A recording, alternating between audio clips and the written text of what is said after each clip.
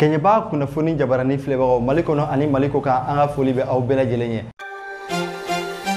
Sitakili commune rural sifin jɛkulu min bɛ n'an b'a wele ko conseil communal de la jeunesse de Sitakili olu bɔra k'u ka nisɔngoya yira k'a fɔ an ka Kenyaba cercle sifin jɛkuluba min bɛ n'an b'a wele conseil local de la jeunesse de Kenyaba ko olu ye décision min bɔ ni ka président wɛrɛ sigi olu kunna ka sɔrɔ olu t'a kalama ni ka sɔrɔ a bɛ kalo 6 ɲɔgɔnna bɔ wa u ma jɛn n'a ye. Aw bisimila Kenyaba kunnafoni kan. Ni ɲɔgɔn dalajɛ kɛra bi karidonya in na novembre kalo tile 21 san 2021 ni ka sɔrɔ a kɛra Sitakili mairie ɲɔgɔn dalajɛ so kɔnɔna la ni ka sɔrɔ maaw bɔra fan bɛɛ lajɛlen fɛ ka ɲɔgɔn sɔrɔ ye. Walasa ka faamuyali sɔrɔ nin na aw ni de an ka jɛ ka jaw filɛ. Ne ye Filidabo Keyita ye ne sigiyɔrɔ bɛnnen don Tabakotoma Sitakili coordination de jeunes n y'o premier vice président ye. Degun min b'an kan bi o ne bolo jamana responsable olu kan ka na ni bɛn ni basigi de denmisɛnninw ni ɲɔgɔn cɛ jamana ka avancer mais an y'a ye an ka ɲɛmɔgɔ surtout problème fɔlɔ ye an ka conseil local ye Kenyaba an ye sɛbɛn dɔ ye sɛbɛn min b'a yira anw yɛrɛ ye comité min sigi comité min a mɔgɔ yɛrɛ tɛ hali n'o ye Tabakoto comité ye hali a présenté coordination yɛrɛ la an bɛ coordination an ka coordination yɛrɛ bureau a tɔgɔ t'a la Sitakili commune comité de président de don commune 21 ani Labuguda 16 k'o bɛɛ président ta k'o di comité kelen président ma an si ma consulté an ma si ma ɲininka mɔgɔ si t'a kalama an taara b'o kalama tribunal la de bon an b'o kuma de la wa an b'o nisɔngoya de yira parce que o sariya sɔsɔ waleya ninnu an tɛ jɔ n'olu ye laɲini min bɛ an fɛ ka ɲɛsin an ka ɲɛmɔgɔw ma pour que ni degun ka wuli an bɛ fɛ ka u k'a dɔn u nakun ye responsabilité di kun ye ka jamana de basigi ka denmisɛnninw labɛn surtout n b'o fɔlɔ adressé an ka conseil local la i y'a faamuya an t'a dɔn ko CNJ texte bɛ yen k'i bɛ taa mɔgɔw sigi ka taga valider tribunal la quoi an t'o texte dɔn bon maintenant o tɛna fɔlɔ anw na quoi bon conseil local tɛ dɛ hali bureau national o tɛ se ka mɔgɔ imposer anw kan o kuma tɛ yen n bɛ adressé o la dɔrɔn an bɛ bɛn ni basigi de ɲini u k'an to yen an ka baara kɛ ni bureau renouvellement ni date sera u ka date di u ka convocation di an ka ɲɔgɔn sɔrɔ ni bɛn kɛra saga de la saga bɛ sigi ni bɛn kɛra fali de la fali bɛ sigi mais mɔgɔ tɛ sigi an kunna an ma jɛ ni mɔgɔ min ye mɔgɔ tɛ imposer an kan. Ne tɔgɔ Sorke Sisoko ka bɔ BTA jeunesse président de ne ye an ye fɛn dɔ de ye an ka commune kɔnɔ min y'an dabali ban ka an kamana gan an t'a dɔn an b'a kɛ cogo min an b'a ta yɔrɔ min an b'a bila yɔrɔ min o de y'an kamana gan kosɛbɛ donc o de la an fana wulila sisan commune jeunesse bɛɛ farala ɲɔgɔn kan ka na Sitakili yan k'a yira diɲɛmɔgɔ la k'a fɔ fɛn dɔ bɛ ka kunda an kan vraiment an bɛ jamana in an b'a basigi na a hɛrɛ de nɔfɛ an tɛ kɛlɛ foyi nɔfɛ an ka jamana kɔnɔ tuguni an mako bɛ hɛrɛ dɔrɔn de la k'a ladon an ka jamana kɔnɔ mais an ye fɛn dɔ de ye min bɛ na ni kɛlɛ ye an ka jamana kɔnɔ donc an bɛ fɛ ka wuli k'o de kunbɛn aramisa tɛmɛbaga in na an ka jeunesse président an ka coordination jeunesse président n'o ye Fode Bangali Sise ye k'u y'a wele Kenyaba k'a ye baara dɔ kɛ k'a ma kɛ sariya kɔnɔ donc vraiment o y'an kamana gan an fana ye bureau mɔgɔ bɛɛ informé na commune dugu 21 min jɛra k'a sigi o bɛɛ informé na ka na Sitakili yan bi donc k'an k'an da don a kuma na donc n'a y'a sɔrɔ an bɛ fili min kɔnɔ an ka se k'o dɔn bon ko an ka bureau weleli kun kɛra min ye o la k'an ka bureau date bannen don an ka bureau mandat banna donc ko a man kan ka bureau wɛrɛ sigi dugu wɛrɛ la tuguni sariya kɔnɔ parce que ko fanga min b'a la ko fanga ko banna de k'a man kan ko ka bureau wɛrɛ sigi bon an ko problème t'a la n'a bureau kɔni n'a bɛ sigi n'a date banna wajibi de don a ka renouveler an bɛ jɛn n'o ye wajibi de don a ka renouveler o ye Mali sariya de ye an jɛnnen b'o ye mais ko mɔgɔ wɛrɛ de yera min ye plainte kɛ an ka président kan ko ale de bɛ intérim la bi an ka commune kɔnɔ k'ale de ye commune coordination intérim ye bi ko baara foyi man kan ka kɛ k'a sɔrɔ ale ka sariya tɛ min ye bon k'a fɔ ko baara o fana ka sigi fo ka na se plainte don ma an t'o dɔn commune tɛ mɔgɔ si t'o dɔn vraiment o hami b'an na quoi o jɔrɔ b'an na quoi parce que jamana wajibi de don a bɛ dɔ de ka sariya kɔnɔ mais k'a fɔ ko ka intérim sigi commune dugu 21 mɔgɔ si t'o kalama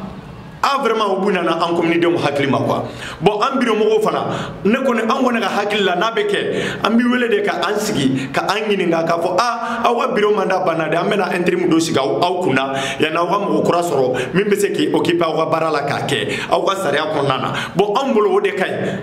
parce que on ka bureau sigira domi bureau koroma mo be welela adon bureau sigira domi bureau koroma mo be welela maire welela dugutigi welela mo chama nga représentant be akera maire yere sigile nyana mais ni intérim min sigira sisa ni jamana don ba kalama pour moi ne sorke ko ne ta kalama ne ko be bureau kono ne communiste ne si président ya anga dugul anga village la ne coordination trésorier fana ye coordination kono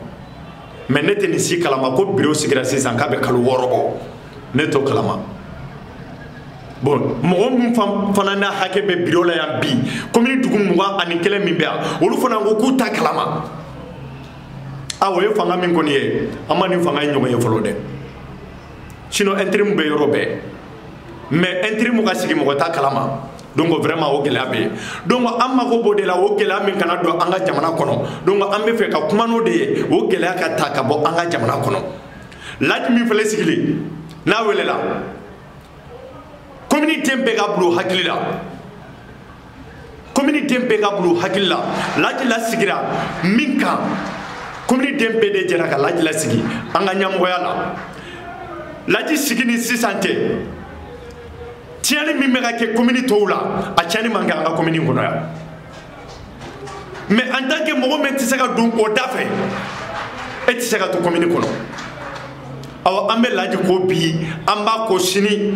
na fora ko ka commune ko ka renouveler ni mo mi yibo ni ka candidat do ni jamana de darila ibita ni jamana de mandela jamana de manada mo mina ambota mais ka entrer musika nguna anta kala ma vraiment ante jenaye bon laji fana sigini sisante alhamdulillah amise ko defo parce que kadaka laji sigira ni dugukolo tabi ka laje ni ya me bi mem godo mara ibe do mara ngabe sigile dugukolo do deka anga dugukolo minana de ka drage ka bampew shino fe shino kelendo ka anga dugukolo mina ka tia ka bampew laji wulila ka jo o jorola ko shino te do anga komini ko ya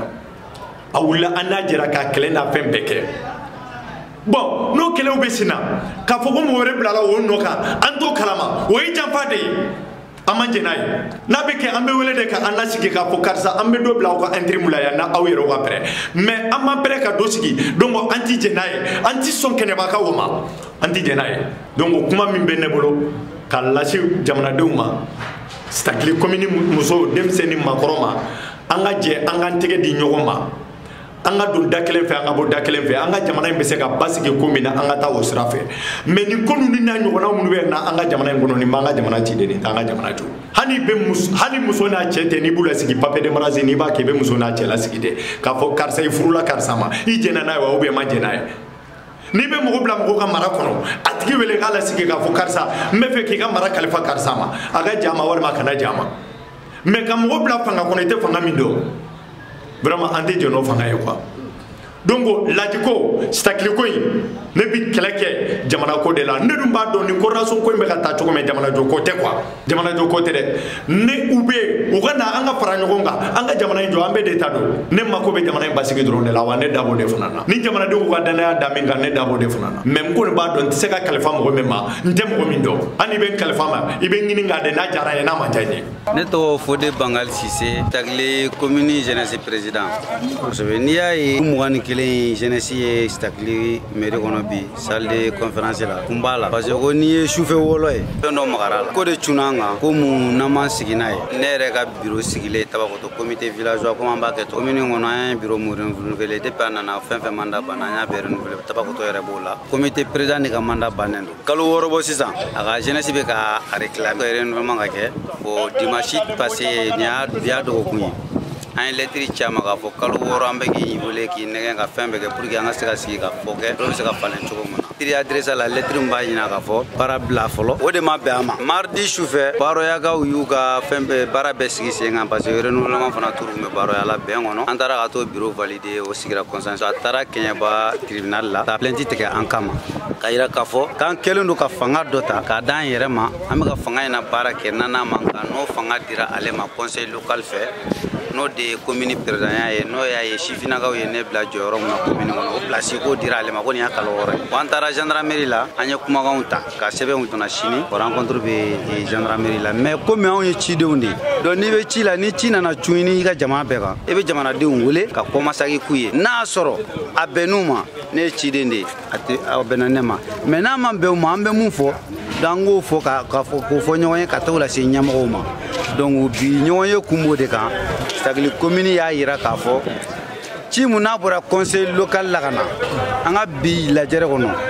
an ka sifinakaw an ka base n'o ye an ka dugu kɔnɔdenw ye n'an ka commune denmisɛnninw ye an y'a yira k'a fɔ bi Keɲeba tɛ se ka ko dilan ka n'o cun an kan n'u sɛbɛ b'a ma u bɛna sɔrɔ an ka commune kɔnɔ an b'a dilan ɲɔgɔn fɛ Keɲeba y'an ka maraboloba ye an ma ban o ma mais Keɲeba ka wuli ka na ko cun an kan k'a fɔ ko parce que k'u y'an ka marabolo ye o sariya bɛ Mali yɔrɔ min na an b'a fɛ ka se ɲɛmɔgɔw ma sini Keɲeba